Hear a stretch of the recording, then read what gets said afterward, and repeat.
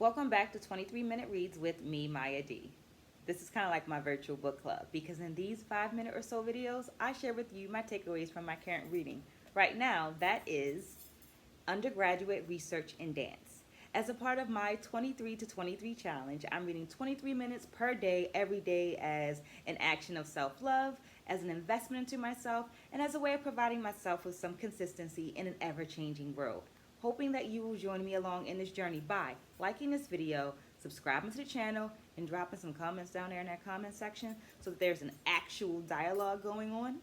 Having in mind that while I have several decades of experience as an educator, as a dancer, and as a curriculum writer, I'm not the know-all be-all for this book. I'm simply providing a space for dialogue. Well, this week I read pages 25 through 49, and here are my takeaways. Let me get my notes. Takeaway number one is reflection. I feel like I didn't read a lot of pages in the book this week, and honestly, that's because I found myself in thought several times throughout the week, thinking about my experience as a student and thinking about the types of experiences I want my students to have. During my experience as a student, I received 2 undergraduate research awards, and I found myself reflecting and thinking about how much I might have accomplished if I had this book as a guide during that time.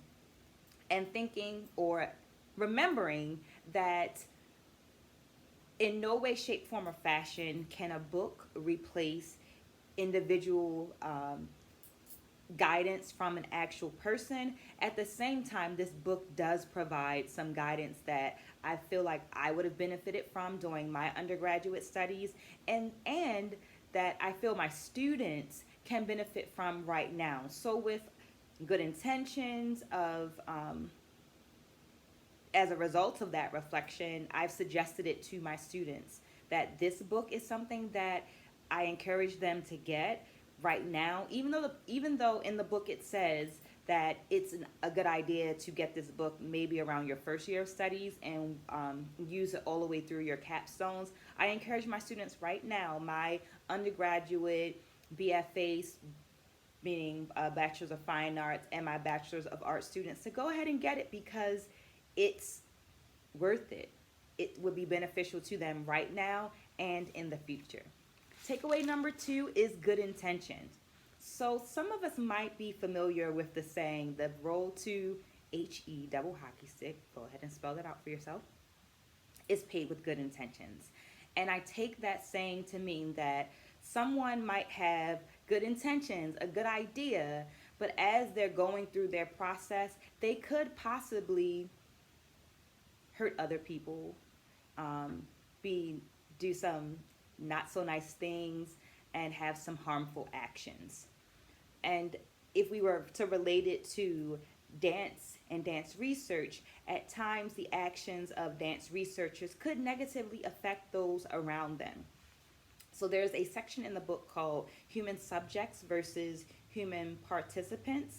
And in this section, they reference some of the work that was done during the AIDS epidemic and how vulnerable the communities that they were doing their research on were, like how vulnerable they were. And one of the things that came out of that time was this informed consent. So informed consent is the process by which a competent person agrees or refuses. That's important. A competent person agrees or refuses a procedure, an intervention, or research. This information was taken once again from that human subjects versus participants section, which is actually a part of chapter 4 of the book. And it also explains things like the role of the IRB, which is an acronym that stands for Institutional Review Board. So thinking about that, if your work is aligned with an institution, you want to make sure that you consult them. And also the CITI, which is an acronym for Collaborative Institutional Training Institute. All of these are important things to help you make sure that your good intentions also have good behaviors. Takeaway number 3 is origins. Here's a quote from the book. The point of research is the analysis and interpretation of what the data signifies.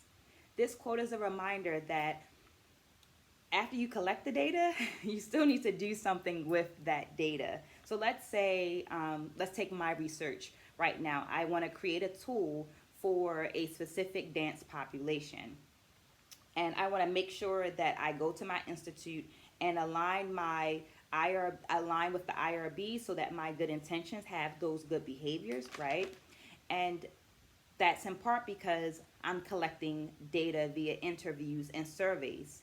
After I've collected that data, I still need to analyze and synthesize that data.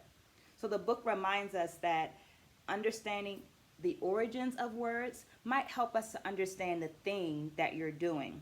So the word analysis has Latin origins and means to break down into smaller chunks, while the word synthesis means putting it back together.